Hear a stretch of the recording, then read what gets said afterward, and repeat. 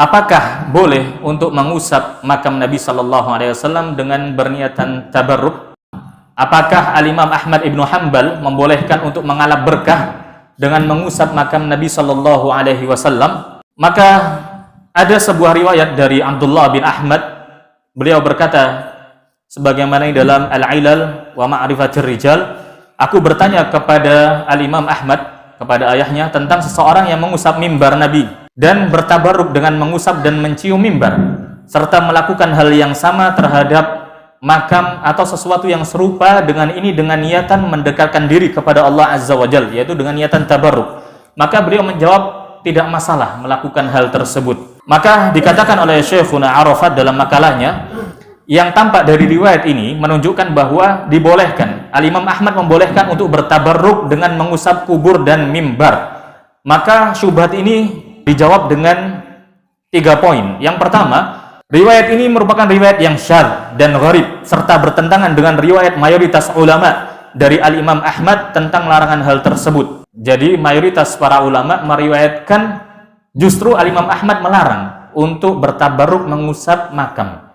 Yang pertama, Al-Imam Ahmad Ibnu Hanbal berkata, hendaknya dia mendekati makam Nabi ketika berziarah ke makam Nabi dan tidak bertabarruk dengan mengusapnya, melainkan dia berdiri di sisi makam dan mengucapkan salam kepada beliau berdasarkan perbuatan Ibnu Umar radhiyallahu taala anhuma, dan ini disebutkan dalam kitab Al-Mubdi' fi Syarhil Muqni' dan juga disebutkan dalam kitab Al-Mustaw'ib karya Muhammad bin Abdullah As-Samurri atau As-Samurai Al-Baghdadi Al-Hambali.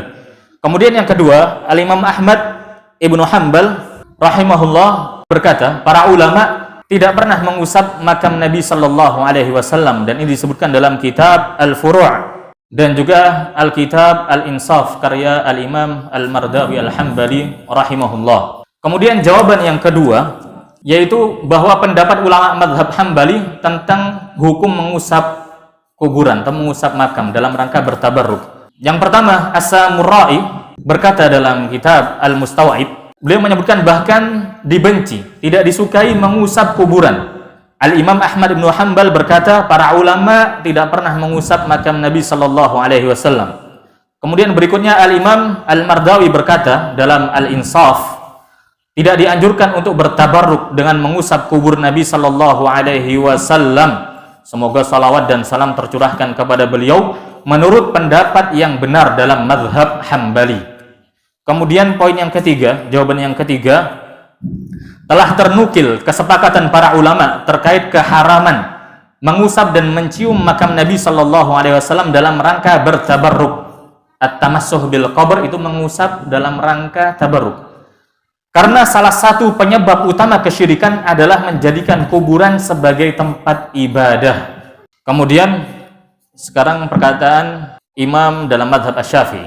Al-Hafidz An-Nawawi rahimahullah berkata dalam kitab beliau Al-Idah fi Manasikil Haji wal Umrah, dan tidak disukai mengusap makam, ya dibenci mengusap makam Nabi Sallallahu Alaihi Wasallam dengan tangan dan menciumnya. Ya, maksudnya makam Nabi Muhammad Sallallahu Alaihi Wasallam, bahkan semestinya adab ziarah makam beliau adalah menjauh sebagaimana menjauh saat beliau hadir ketika beliau masih hidup. Ini adalah pendapat yang benar dan itulah yang telah dikatakan dan disepakati oleh para ulama. Kemudian nukilan ijma' yang lainnya, Syekhul Islam Ibnu Taimiyah rahimahullah berkata dalam Al-Majmu', dalam kitab beliau Majmu' Al-Fatawa, oleh karena itu para ulama sepakat bahwa tidak diperbolehkan mencium atau mengusap batu-batu di sisi Ka'bah kecuali 2 rukun Yamani. Bahkan maqam Ibrahim yang ada di Mekah tidak disyariatkan untuk dicium atau diusap guna ngalap berkah. Lalu bagaimana dengan selainnya dari tempat-tempat keramat dan makam-makam yang ada? Ini penjelasan para ulama terkait berdoa di sisi makam, di sisi kuburan, baik dalam rangka haul, kemudian seorang itu menganggap bahwa doa di sisi kuburan wali itu lebih berkah, lebih diijabahi oleh Allah Azza wa Jalla, atau bertawassul menurut keyakinan mereka, padahal itu sebenarnya berdoa kepada para wali yang telah meninggal, kepada para sahabat yang telah meninggal, kepada para salaf yang telah meninggal. Biasa mereka mengatakan madad madad ya Husain, madad madad ya Ali, madad madad ya Fatimah Zahra.